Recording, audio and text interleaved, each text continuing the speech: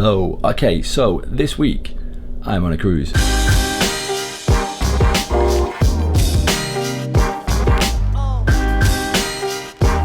So I'm aboard the Marella Discovery, which is part of Marella Cruises, which is part of TUI, and I got a week in the Adriatic. Never done one of these before ever in my life, but I've always fancied trying one.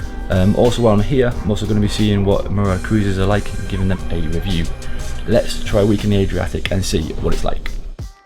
So first things first, the ship. Well, the Marella Discovery is an ex-Royal Caribbean ship where she served the splendour of the seas and was originally launched back in 1996.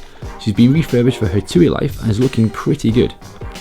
The ship has quite a lot to offer for a week or so, including 2 pools. There's the main outdoor pool with space to chill out in the sun, as well as the indoor pool in the glasshouse. There's a gym on board too, which I felt was a little bit small but okay for a quick workout. There's a crazy golf course, which is great fun, and a climbing wall. And if you want to shop, there's a handful of small boutiques. There are a number of bars on board this all-inclusive ship, including the live room, which has live music on every night. You'll also find a small casino here too. The atrium has a bar, which is a chilled out space featuring the occasional musical act and event. Then there's the Squid and Anchor, and right at the top of the ship is bar 11, a chilled out cocktail bar during the day, which turns into a club later on in the evening. It also serves here its signature smoke-infused cocktails. In terms of entertainment, the ship has a good-sized theatre which hosts a range of shows and acts. Next up is the food. The Discovery has 3 restaurants included in the standard cost of your cruise. The Islands Buffet, which serves a range of pretty standard buffet food. Then there's 47, which is the main restaurant, and Gallery 47 upstairs in the same space, serving an Italian-inspired menu. The ship also has some restaurants with an additional cover charge, including Kotor, as well as the Surf and Turf Steakhouse. There's also the Snack Shack next to the pool, which serves burgers, wraps and salads, and if you want a coffee, then head to the coffee port on deck number 5. Overall though, I felt the ship had more than enough to offer for a week or so. So after boarding the ship in Corfu in Greece, the next day we arrived at our first port of call, Kotor in Montenegro.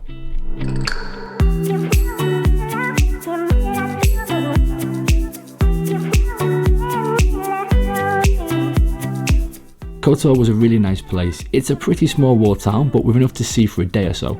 I had a great time walking around its narrow streets, and there are lots of them to explore. The town sits at the end of a kind of fiord, and it's surrounded by mountains, which makes the scenery here amazing. I wanted to get a better view of the town and the mountains, so headed up to the old fort.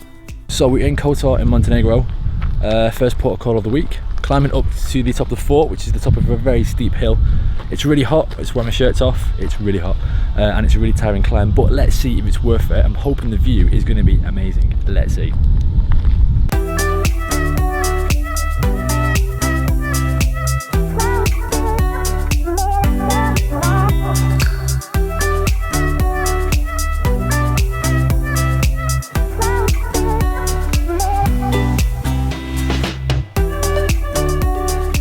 Okay, so made it up here. It's a massive trek, but it's definitely worth it because the view is absolutely stunning. It's really hot, so if you do come in the warm weather, bring some water.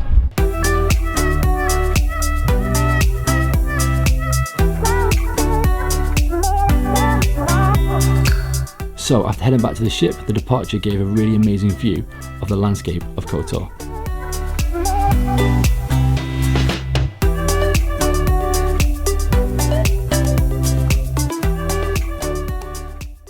Okay, so you're probably all wondering what a cabin is like on board the Marella Discovery, so I'm going to give you a quick tour of my cabin. Okay, so this is a single person cabin, but it's actually the same size as a cabin for 2 people. So there's plenty of space for 1 person, definitely, and obviously there's enough for 2 people, but it's quite a good size. You get a nice comfy bed, you get a TV, you also get tea and coffee making facilities because, well, it is a British ship, even with some nice Yorkshire tea, which is pretty good. You get a desk space, you get plenty of drawers, you also get a nice big wardrobe over here, which is pretty good. And in the shower room, you get a shower, obviously. You get a toilet and a sink, but it's of a good size. For a week or 2, I've had no problems at all. It's good. So that's that. You also get a couch, so a nice little seating area too, and plenty of mirror space. But overall I think it's good. I think it's quite a nice size. For a week or two it's perfect. So yeah, it's good. So we headed across the Adriatic to our next destination, Venice.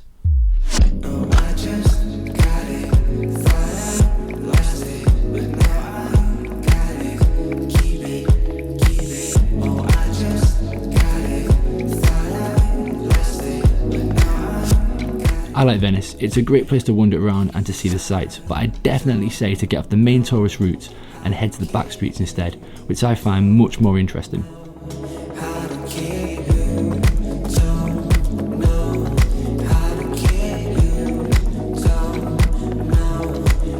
Being in Venice though, and with its many tourists, kind of made me reflect a little bit on the downsides to cruising. Okay, so in Venice today, one thing which I've noticed about being on a cruise ship is that whenever you get off it, you get a few hundred or a few thousand people get off with you, so it's really busy. The same thing happened in Kotor yesterday, so it's definitely a downside to being on a cruise, the fact that whenever you go somewhere, straight away you've got loads of people who are going and see the same things as you. So today we're in Venice, and Venice is busy anyway, so the fact that you've got an additional few thousand people with you is pretty much, well, it's a big downside.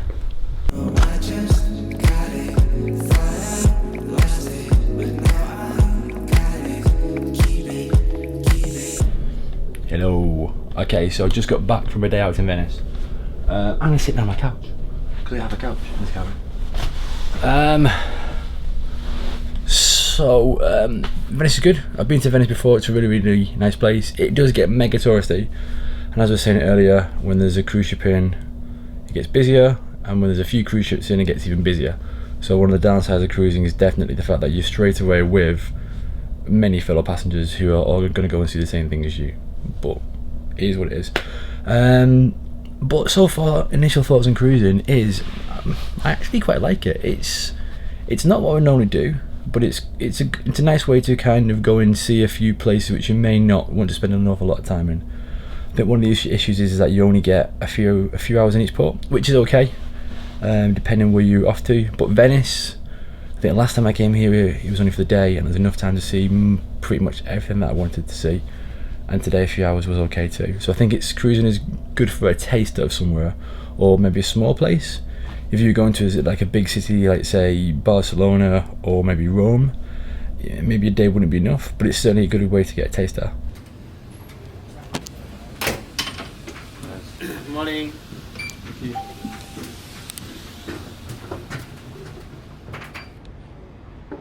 So a new day, a new destination. Today it's Koper in Slovenia.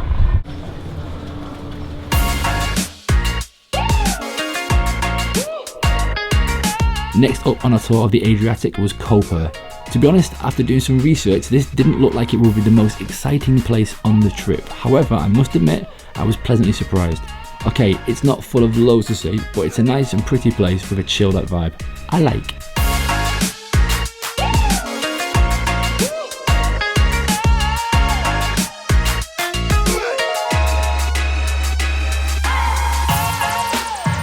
So there's not loads to do in Koper, but one thing there is to climb this bell tower. Let's go.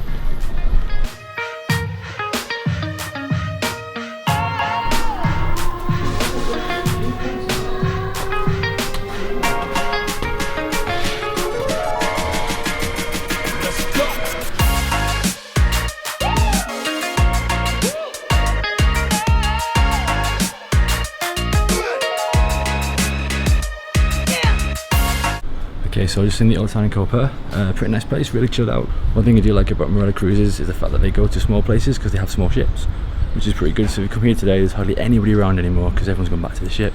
It's really quiet, so definitely a benefit of Marella Cruises is the smaller destinations which they go to.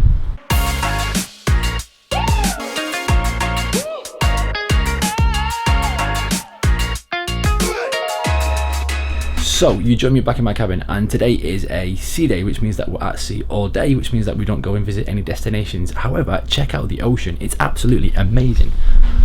Okay, look at this, it is so smooth, look at that.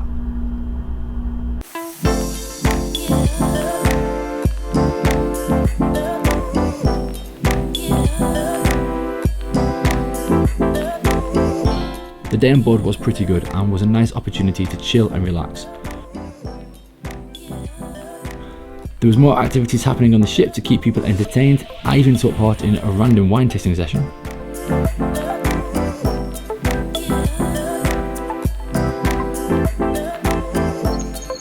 And the day was a good chance to check out the ship and try out some of the facilities on board.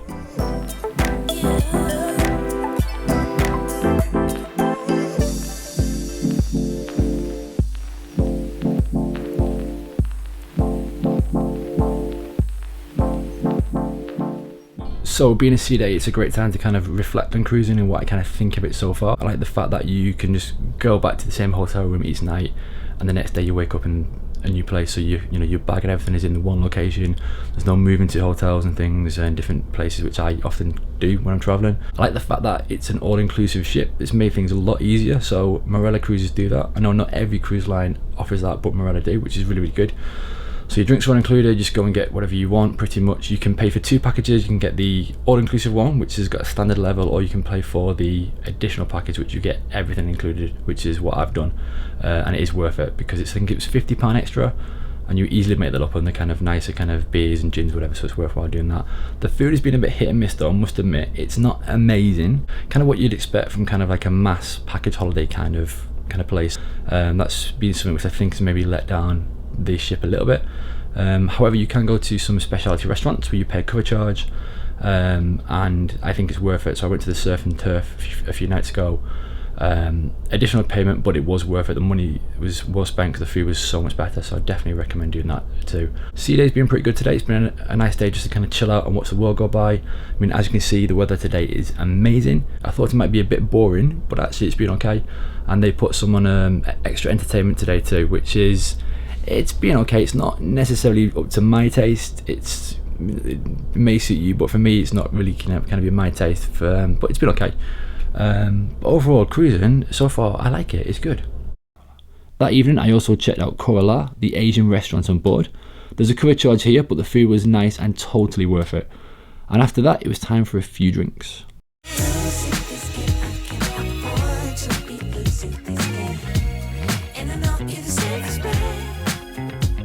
So today is the last day of the cruise. Last destination of the trip is Dubrovnik in Croatia, and so far it's an amazing place.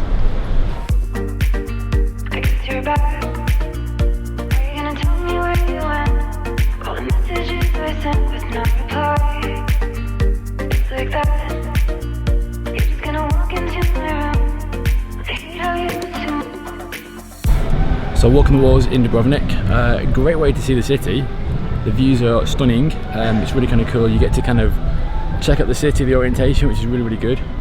But if you come to Dubrovnik, it's definitely worth it. It's a bit steep in price. It's about €27, but you get some great views and it's a great way to see the city. So Dubrovnik has some amazing scenery and the old town is right on the water. There's a few places here to access the sea from the rocks, and a few places even have bars such as this one. It was a great place to chill out, relax and cool off on such a hot day.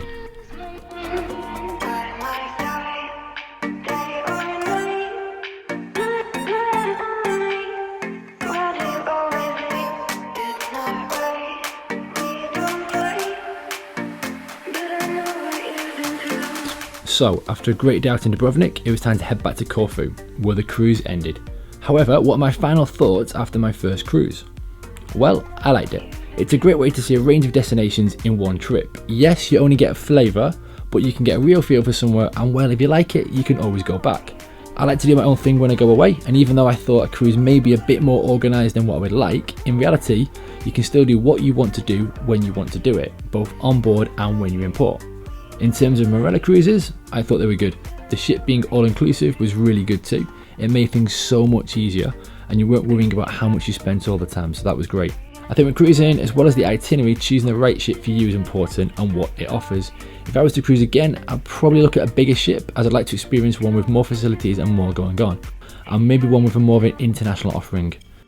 Marella Cruises are aimed at the British market, but unsurprisingly a lot of things were aimed at British tastes, so I think if I went again I'd like to try one with a more international flavour, just to kind of see what that was like. But one thing I would say, for the value that you get, I think Marella Cruises offer a great product. So that's it from me. Hope you've enjoyed this and it's given you a bit of an insight into cruising and Marella Cruises as well. Thanks for watching, and I'll see you soon.